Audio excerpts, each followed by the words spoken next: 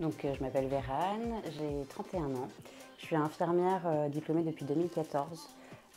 J'ai travaillé tout de suite en EHPAD. Ça a toujours été ce que j'ai voulu faire. J'ai voulu travailler auprès des personnes âgées. Pendant mes études, j'ai travaillé en tant qu'aide-soignante dans les EHPAD. Et ça a vraiment confirmé mon souhait d'être auprès d'eux.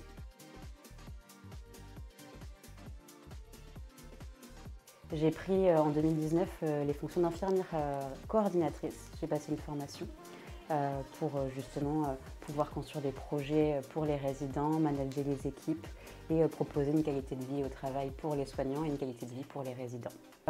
Notre objectif quand on travaille en EHPAD en tant qu'infirmière coordinatrice, c'est de pouvoir apporter des valeurs, transmettre des valeurs aux soignants et les transférer dans nos prises en charge pour permettre aux résidents de se sentir vraiment chez soi, que le résident, que ce soit plus les soignants que ce soit plus les résidents qui s'adaptent à la structure, mais que ce soit les soignants qui s'adaptent aux résidents pour que le résident puisse vraiment avoir ses propres habitudes de vie, son propre rythme et ses propres choix respectés.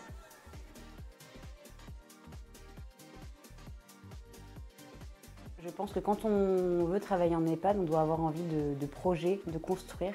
Et je trouve ça hyper valorisant. En tout cas, moi, quand je suis arrivée en EHPAD, ce que je voulais, c'était construire, faire évoluer les choses, pouvoir travailler sur plein de domaines, m'investir dans des projets.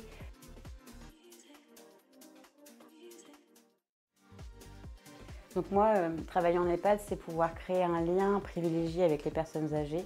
C'est une relation de confiance qui s'instaure dans le temps et c'est pas une relation qui commence à un moment et qui s'arrête au bout de 2 jours, c'est vraiment du long terme.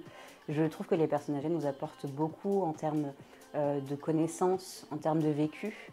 Et travailler en structure, c'est aussi avoir l'opportunité de travailler avec toutes les pathologies confondues.